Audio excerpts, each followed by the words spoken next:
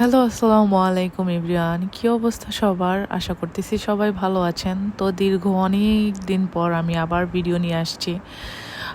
Basically কিছু মন মানসিকতা খারাপ হওয়ার কারণে ভিডিও ওইরকম একটা তৈরি করতে পারছিলাম না, বা কোনো একটা মানে মনেই আসছিল না। বাট দীর্ঘ 7 দিনের জন্য যখন জার্নিটা শুরু হয়ে গেল, তখন আবার ভাবলাম যে না, আবার একটু টুকটাক ভিডিও করি, আপনাদের সাথে শেয়ার করি। তো ভিডিওর শুরুটাই হয় স্যাড মোমেন্ট দিয়ে, কজ আমার মেয়ের 103 জ্বর আজকে 5 দিন ধরে, যখন আমি ভিডিওটা করতেছিলাম। তো 4-5 দিন ধরে জ্বর, ওকে অ্যান্টিবায়োটিক খাওয়ানো হচ্ছে, অনেক কিছু খাওয়ানো হচ্ছে, তাও জ্বর কমতেছে না।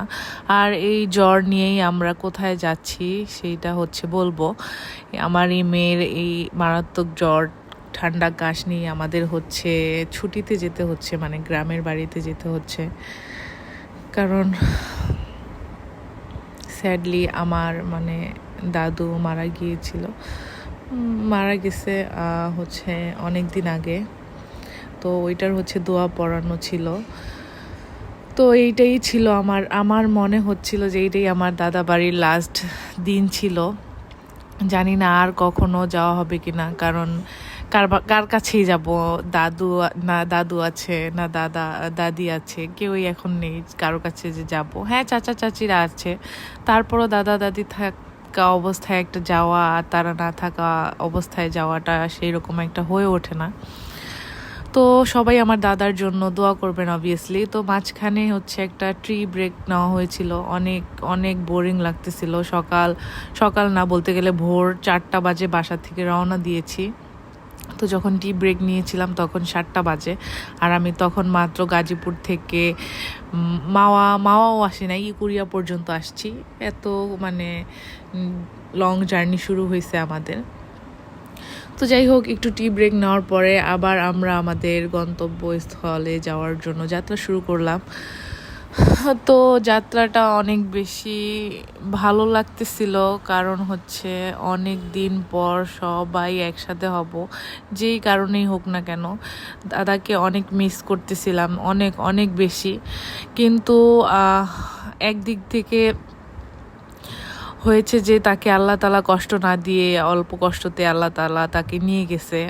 আল্লাহ যা করে হয়তো তার ভালোর জন্য করছে, তার শরীরে কষ্টটা কম দেওয়ার জন্য করছে। আল্লাহ তাকে জান্নাত নসিব করুক। আর হচ্ছে আমার দাদুর অনেক অনেক বয়স হয়েছিল, 110+ এরকম সামথিং হয়েছে। তো উনি তারপরও যথেষ্ট পরিমাণ সুস্থ ছিল। আল্লাহ তাকে সুস্থ অবস্থায় নিয়ে গেছে তার কাছে। আর কেউই আমরা দুনিয়াতে চিরস্থায়ী না, এটা জানি। তারপরও দাদুর কথা যখন মনে পড়তেছিল অনেক বেশি কষ্ট লাগতেছিল। তো আমি 1 সপ্তাহের জন্য আমি অনেক মন খারাপ ছিল। 1 সপ্তাহ আমি কোনো ভিডিও মেক করি নাই, ফেসবুকে তেমন একটা অ্যাক্টিভ ছিলাম না।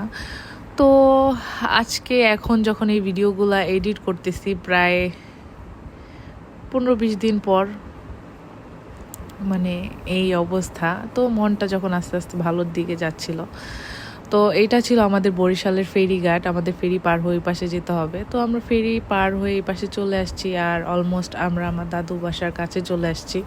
মানে দাদুর বাসার পাশেই চলে আসছি। আমার দাদু বাসে যেতে হলে একটুখানি মানে ট্রলার দিয়ে ক্রস করে যেতে হয়। হ্যাঁ, রাস্তাও আছে, বাট এতগুলা ব্যাগ ট্যাগ নিয়ে রাস্তা দিয়ে যেতে অনেক কষ্ট হবে, কারণ একটা শাকও পার হয়ে যেতে হয়। তো এর জন্য আমরা ট্রলারটাকেই বেছে নিয়েছি, একদম বাসার উপরে আমরা যেতে পারবো ট্রলার দিয়ে। তো এসে ফার্স্টে নাস্তা টাস্তা করছি, তারপরে একটু রেস্ট নিছি। আর এখানে আমার মেয়ে দেখেন, অসুস্থ শরীর নিয়েও সে ভিডিও বানাইতেছে, কি যে করতেছে না করতেছে একা একা বেচারি। একটু আগে থেকে তাও মনটা ভালো হয়েছে। মানে আমি তো শুধু আল্লাহ আল্লাহ করতেছিলাম যে আল্লাহ, এত অসুস্থ মেয়েটা কি করবে না করবে। তারপরও ও 2 দিন পর্যন্ত অনেক বেশি অসুস্থ ছিল, বমি করছে, কিচ্ছু খায় নাই। আমি তো কি মানে বেড়াবো, কি করব, মানে মনে শান্তি নাই কোনো, এরকম একটা অবস্থা শুরু হয়ে গেছে। তো ওর এগুলা তো এদিকে চলতেই থাকবে, তার নাচ গান। মানে আমি তাকায় তাকায় জাস্ট দেখতেছিলাম ও কী করতেছে। তো বিকালে একটু ঘর থেকে বের হলাম, সবাই বাহিরে বসেছিল। তো এখান থেকে অনেক সুন্দর লাগতেছিল দেখতে। আর আমাদের সব কাজিনরা একসাথে হয়ে অনেক দিন পর দেখা হয়েছিল, অনেক দিন না অনেক বছর পর, অলমোস্ট 4-5 বছর পর। আর আমার ভাই দেখেন আমার ভিডিও করতেছে, আমি বলতেছি যে আমার ভিডিও করিস না, অন্য আদার্স ভিডিও কর। তো এখানে আমরা সবাই একসাথে ঘোরাঘুরি করতেছিলাম, কি করব ভালো লাগতেছিল না, যেহেতু গ্রামের বাড়ি। আর আমার গ্রামের বাড়িতে দিনের বেলা যেমন তেমন, রাত হলে না কেন যেন ভালো লাগে না। তো আজকে ভিডিওটা এই পর্যন্তই, দেখা হবে আবার কোনো নেক্সট ভিডিওতে। সবাই ভালো থাকবেন, সুস্থ থাকবেন, আল্লাহ হাফিজ।